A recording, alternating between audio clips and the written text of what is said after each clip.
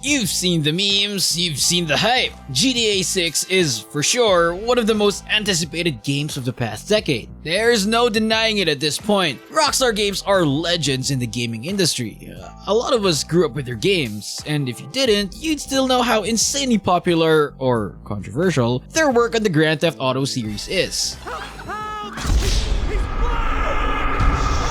I can go on and on about how GTA 3 was a landmark in open world games, or how San Andreas blew everyone away back in 2004, but most of you guys know that already. The thing is, gamers today aren't strangers to disappointment. In the past decade, we've seen countless releases that just didn't live up to the hype, even games coming from genre-defining franchises. However, after coming back to the games that Rockstar has released since 2010, we can't help but still believe. Welcome to another Gaming Backlog, guys. I'm Hex, and I want to show you guys why we're more than just cautiously optimistic about Grand Theft Auto 6. It's hard to talk about the history of how the world sees video games without touching up on Grand Theft Auto. Most people will think first about its various controversies or how it popularized the 3D open world format that took the world by storm. I'd like to point out that even back in the 2000s, the GTA games were more than just good games. They were well-crafted products that raised the bar for game design with each major release. GTA 6's spiritual predecessor, Vice City, was met with critical acclaim and pushed the boundaries of what you could portray in video games. And I won't even begin to talk about how ambitious San Andreas was for its time. It is, after all,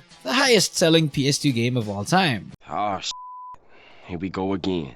What I'd like to focus on are Rockstar's mainline releases during the 2010s. I have many reasons to prefer Niko Bellic's adventure in GTA 4, but what Rockstar did for their 2013 entry was nothing short of spectacular. Imagine this, we were still playing on the PS3 at the time. To have pulled off a game of that scale with those visuals on a friggin' 7th generation console was truly a next generation experience for a lot of people. So yet again, Rockstar delivered and lived up to the hype. By then, the gap between releases was starting to get bigger, and the wait for GTA 6 had started. Back then, there was usually a 2 to 4 year gap before Rockstar would release another game. But it wouldn't be until 2018 that we'd get Red Dead Redemption 2. But that's the thing, Red Dead Redemption 2 was worth the wait. It took what GTA 5 and the original Red Dead Redemption did to new heights, featuring amazing writing, great performances, and an interactive world that feels truly alive. It was insane. I got a plan.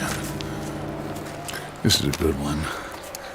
Yet another critically acclaimed Rockstar title, setting the gold standard for AAA games. That's one of the reasons why some of us are looking forward to GTA 6, because we've seen them take their time to create a masterpiece before. Maybe it's just me, but a Grand Theft Auto game preceded by an RDR title is a good sign. A lot of people tend to overlook Red Dead Redemption's influence on the more popular GTA franchise. From that weapon wheel to Michael's not dead-eye ability to Michael's family dynamics that clearly took notes from John Marston's family missions. What makes me confident about GTA 6's story is how the games before it offered snappy dialogue and thought-provoking satire beneath the surface. For all the craziness we see in these characters, the spoken dialogue is well-paced, expertly written, and well-performed by its actors. Whether it's finding glimpses of Trevor's loyalty beneath his psychotic personality, the hypocrisy in how Michael tries to deal with his midlife crisis, or seeing a commentary on the American dream as Niko interacts with the underworld of Liberty City, there's this entertaining quality and poetry that comes with the franchise's banter. Quirky and satirical dialogue is a GTA staple, and we're looking forward to seeing that again in GTA 6.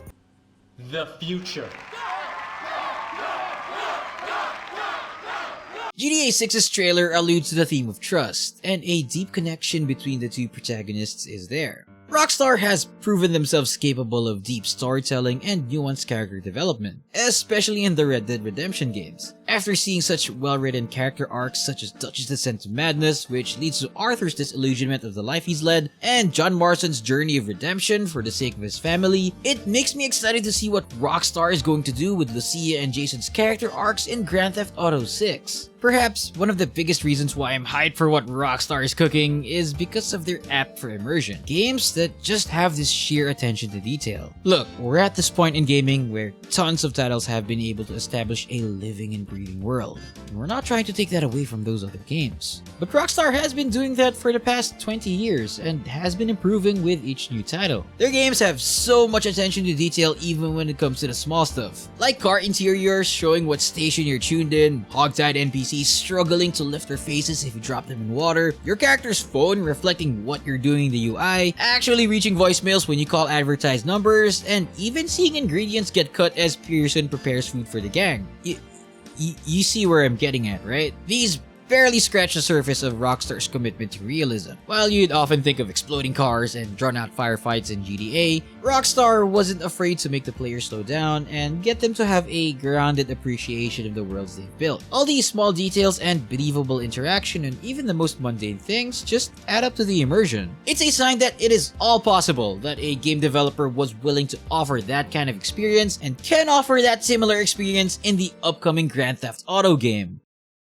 Well, there you have it. As far as their single-player games go, Rockstar does not compromise in quality. They create some of the finest AAA experiences in the industry. It's hard not to get hyped, because they do deliver when it comes to that. GTA 6 can still suck. That's not an impossibility. Their online modes and remasters have had legit problems, but after coming back to GTA 5 and both Red Dead Redemption games, I'm still taking the calculated risk to still put my faith in Grand Theft Auto 6. And that's it for today's gaming backlog, guys, and we hope you guys enjoyed this episode. I'm sure a lot of you guys have had unforgettable moments from GTA and Red Dead Redemption. Tell us about it in the comments below. Oh, and maybe also talk about some stuff you'd like to see in GTA 6. If you want to hear us talk more about video games, be sure to like and subscribe to our channel. Again, I'm Hex, and I'll see you guys in the next one.